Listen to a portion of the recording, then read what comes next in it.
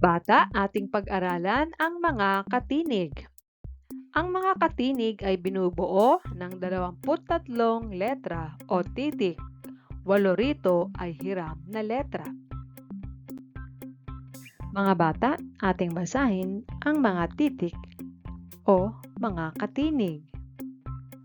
Sundan ninyo ang pulang pointer na ito.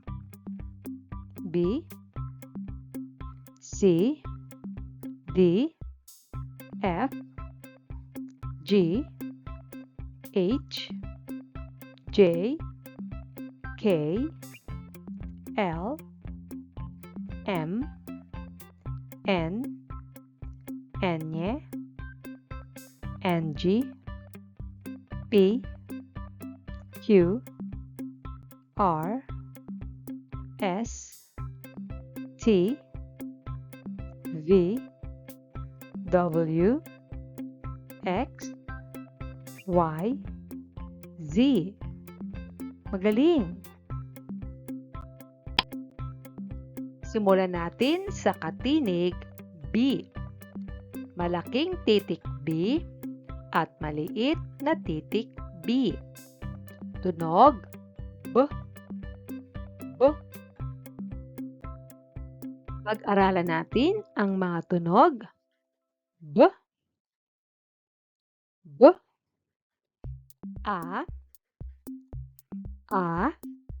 Pagsamahin ang dalawang tunog B, A, ba, ba. Halimbawa, ba, baboy, ba, baka, ba, baro, ba. B, a, ba, ba, bata, ba, bato, ba, bayong, ba.